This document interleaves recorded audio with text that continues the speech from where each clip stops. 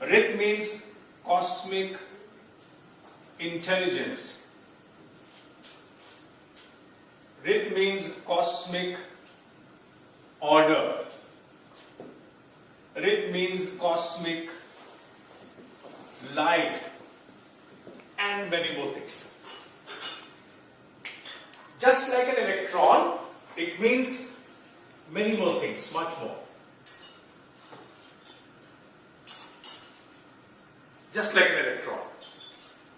And one who understands about the Rit,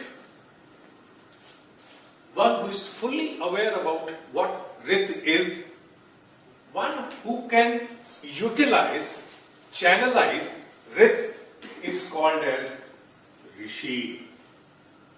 One who knows technology is an engineer, one who knows medical science is a doctor, is a practitioner. Likewise, one who knows about the Rit, one who can exercise his control upon the Rit is a ऋषि. उसे ऋषि कहा जाता है. तो ऋषि कौन हो गया? ऋषि अर्थात एक ऐसा अधिकार प्राप्त वैज्ञानिक हो गया जो किसी तत्व के विषय में जानता है और उस तत्व के समूचे प्रयोग को जानता है. केवल जानकारी नहीं है, प्रयोग भी करना जानता है.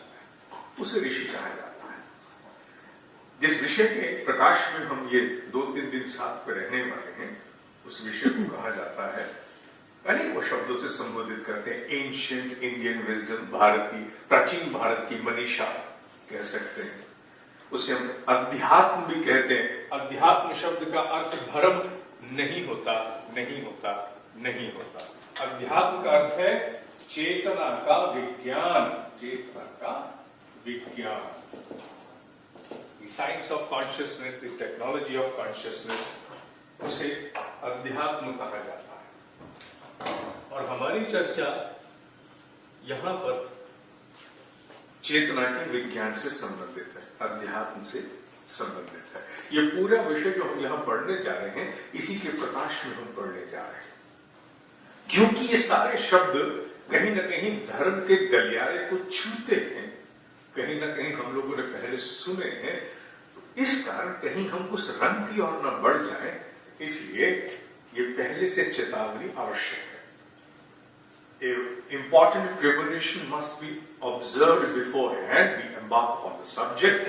There has to be drawn a distinguishing line which should distinguish between religion and science. यह विज्ञान की बात है. इसी को स्लाइड में लिखने की कोशिश की गई है. The subject of consciousness and observation upon the dimensions of discovered and bequeathed to this world by great ancient Indian seers, the technocrats of consciousness. We know them as rishis. Rishi, Rit शब्द से निकला है.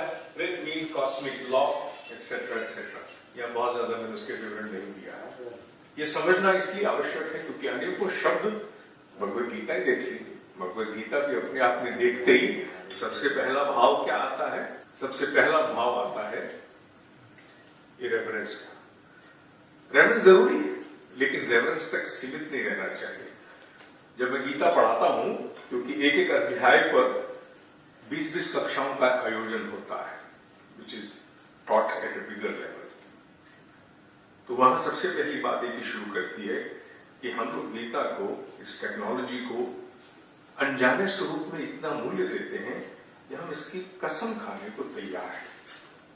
हमारे जीवन का सच जो अन्यथा उभर नहीं सकता, which otherwise cannot surface easily, उसे हम कसम खा के कहते हैं. मैं गीता की कसम खा के कहता हूं, जो कहूंगा सच कहूंगा. और साथ ही एक कसम और भी खाते हैं कि मैं इसके विषय में जानता कुछ नहीं. ये कितना बड़ी विडंबना है.